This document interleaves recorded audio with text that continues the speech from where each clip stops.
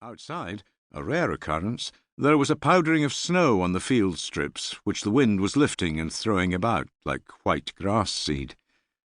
Indoors, Arner had just recited a new poem, with something wrong with the last verse, and 6 men were helping him with it. Thorfinn said, "Why not? It's always held at the Moot Hill, and that's just south of Dunkeld. If he could get an army from Dunkeld to Tullach last year, you could get near enough to cut his throat if he kills me."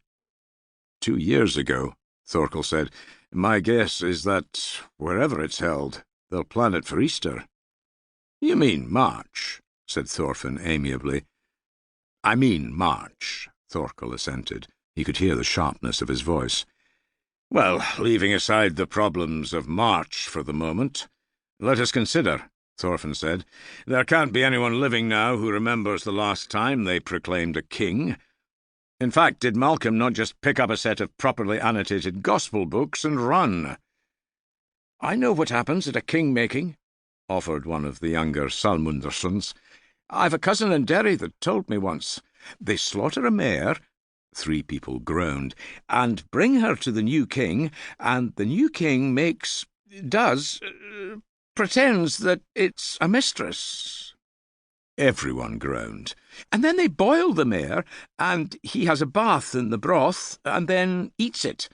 I told them," said the Salmunderson boy, rather red in the face, "that we stopped eating horseflesh 30 years ago, when Olaf Tryggvason said it was heathenish." "A good-luck custom. Why not?" said Thorfinn to the boy, through the ensuing uproar. "That's what my cousin said," said the boy quickly. "All the same," Thorfinn said gravely, "I don't think I see Duncan embracing it. You'll probably find he merely marries a slab of rock, much less exciting. They'll still blame him if the crops go wrong." He was shaving a piece of calfskin, and there were whiskers all over his knees.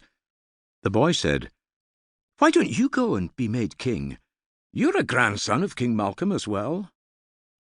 There were some things now that no one said to Thorfinn, even Thorkel, even Cillian. No one spoke. Thorfinn blew a drift of cow hair into the long fire, laid down the skin, and took up a whetstone.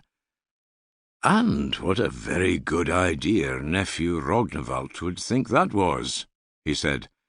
"Or perhaps you think Bruce's son ought to have Orkney and Caithness to look after while I move down roughly in the direction of Winchester. I don't quite see how I could do it all otherwise." The boy, suddenly aware of the silence, looked at him but said nothing more. Thorkel Fostri, pitying him, said, "Duncan is his grandfather's intended heir. Whatever the rights or wrongs of it, you could only challenge him by going to war, and you might think, as Thorfinn says, that we have territory enough to look after." Cillian's voice spoke from the end of the hall, where he was grinding something in a bowl. "Nonetheless, he is within the royal Derivini, isn't he? Of the royal kindred within 4 generations from which the fittest man may be elected, or is that Irish, like the horse-boilings?" "No. Kings have been elected that way over here, or from alternate sides of the kindred. The Picts had a different way again, by descent through their women. For the past 50 years the throne has been open to whoever among the kindred was strong enough to take and keep it. The last 8 kings of Alba were all murdered. Half the battles Malcolm fought were to pick up enough booty to keep his electorate happy." Thorfinn, unexpectedly, had answered. He finished sharpening his knife and looked up, the blade glittering in his hand. "I'm not up for election. You'll have to learn to like winters on Orkney."